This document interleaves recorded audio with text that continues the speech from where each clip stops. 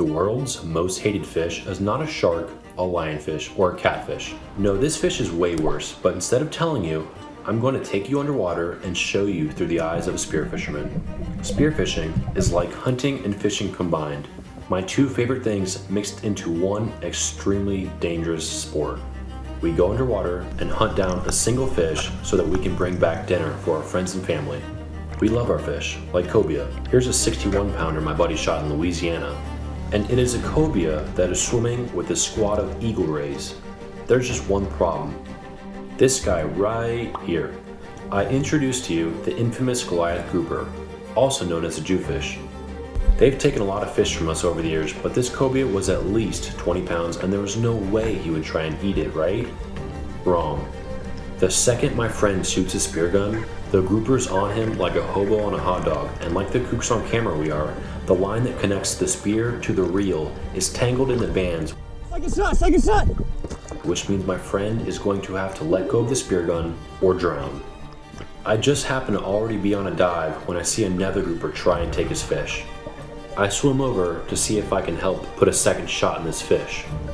The cobia starts swimming around me and I get worried I'm going to get tangled in the spear line. I wait for the shot and you won't guess what I shoot. I shoot the flopper off my friend's spear right off.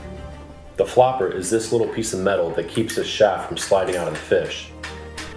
And so of course, his spear slides right out of the fish, but luckily mine held. We now have 3 divers on the surface, 2 Goliath grouper looking for a free meal, and 1 cobia that's about to be eaten either way. After a few more minutes of chaos, we get the cobia into the boat and the grouper go home empty-handed. Good shit, buddy!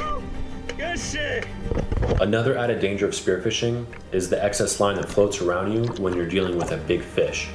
This was last year when I shot a cabera snapper, and again, a Goliath grouper is trying to eat our catch. You can see how getting caught in this line with a 500-pound fish on the other end would be a recipe for disaster. Every fisherman and spearfisherman since the dawn of time have had what they call a taxman. Why taxman? Because they take what you have earned. For most people, their taxman is a shark. This was a video I took a couple months ago in the Bahamas. Yep, they took our fish and nearly my friend's hand. I'll add the link to my Bahamas video in the description below in case you want to check that out. We have sharks, and they can be bad, but where I live, the Goliath grouper is the taxman and the world's most hated fish. I've caught just about every fish in my area, and we have always had to deal with Goliath grouper, but over the years, it seems like there's a rise in numbers and a change in behavior. I guess this is the time to say I'm definitely not a biologist, but I think it's because they're protected and they have basically no predators. In a perfect world, the taxman and fisherman can coexist, but we don't live in a perfect world. Now, I understand the importance of a balanced ecosystem, but some areas have a more condensed population, which makes things a little more controversial. Tell me, do these Goliath grouper look endangered? How many do you see? There are at least a couple dozen, no doubt. Almost every spot we dive has at least 3 to 4 hanging out looking for a free meal. And that used to be okay if you made a stone shot. A stone shot means you spear the fish in the brain or spine and they don't move, lights out. Stoning a fish makes the retrieval process easier and gives you a better chance of avoiding any nearby predators because when a fish is stoned, it doesn't give off that electric current that distressed fish typically give off. But recently, they've been eating our fish that we stoned that are completely lifeless, which is not typical.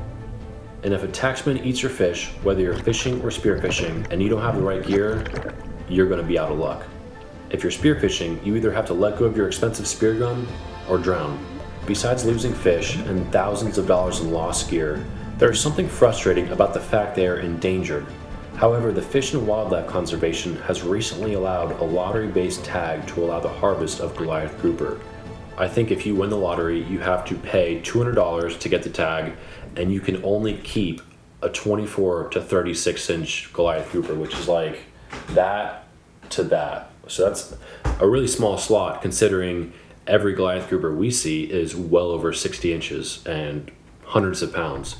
The last time you could legally harvest this fish in Florida was 1990, so I guess you could say we are finally getting somewhere, but let me tell you, they are still a huge problem. If you've ever had a run-in with a Goliath grouper, then let me know in the comments below because I'd love to hear what happened. And thanks for watching Kooks on Camera. We are almost at 1,000 subscribers. We're at like 600 flat right now, which everyone is a small milestone. So thanks for watching. I really appreciate it if you're this far into the video, and make sure to subscribe, and I'll see you on the next one.